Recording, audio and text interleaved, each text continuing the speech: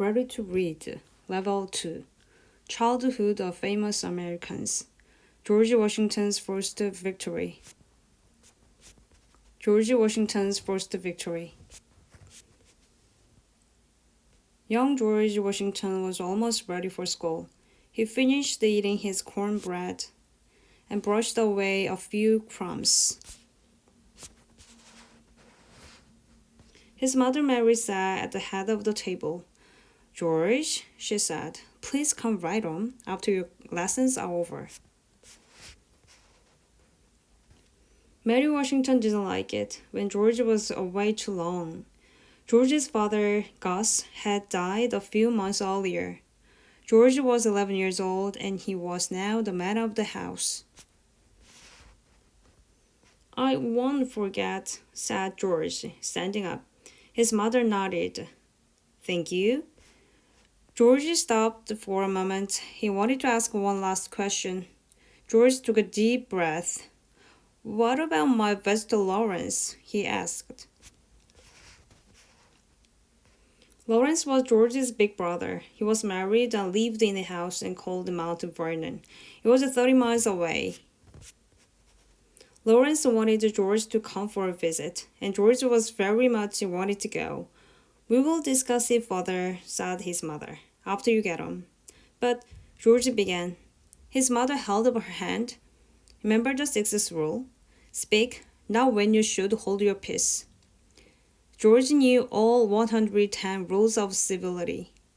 Another word, think before you speak, so George remained silent. As George rode the ferry to school, he had time to think. Perhaps his mother worried that if he went away, she would go hungry. George knew how to fish and hunt. What if he caught a lot of food? Would his mother feel differently? George looked down into the water. He knew his mother well. No matter how much he caught, it would never be enough.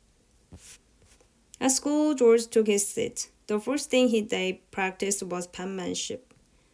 George wrote his name neatly on a piece of paper. Spelling was a bit harder for him. He often made mistakes. He spelled OYL for oil and SMOAK for smoke. What if his spelling improved? Would his mother let him go then? George shook his head no. George's favorite subject was arithmetic. He liked working with numbers and measuring things. Why, he could measure their whole form and tell his mother how big it was. Would she let him visit Lawrence then? Probably not. Such a big farm, she would say. We need George to stay at home to look after it. When the students had a break from class, George played leapfrog with his friends. With his long legs, George was able to leap pretty high. Would his mother let him go because he jumped higher than anyone else? George didn't think so. Jumping impressed his friends, but it would not impress his mother. The ferry ride home took only a few minutes, but to George it seemed to take forever.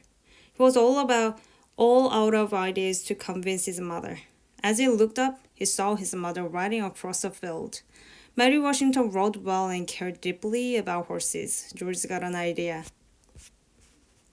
He ran to the barn just as his mother returned. "I'm glad to see you are home promptly," she said. "I've been thinking more about visiting Lawrence," he said. "I'm sure you have," she replied. During his visit, George explained he could show everyone how much she had taught him about riding. "Wouldn't they be surprised?" said George. His mother paused. She had noticed that George was a fine horseman. Lawrence and his wife would be very impressed with all she had taught him. "Very well," she said. "You may go." Instead, George let out a big hooray. But on the outside, he quietly said, "Thank you." Lawrence's world was so exciting. There would be parties and fox hunts. Best of all, he would spend time with Lawrence. George was so glad that his mother had approved. This was the first victory of his life. With any luck, he thought, it would not be his last. The end.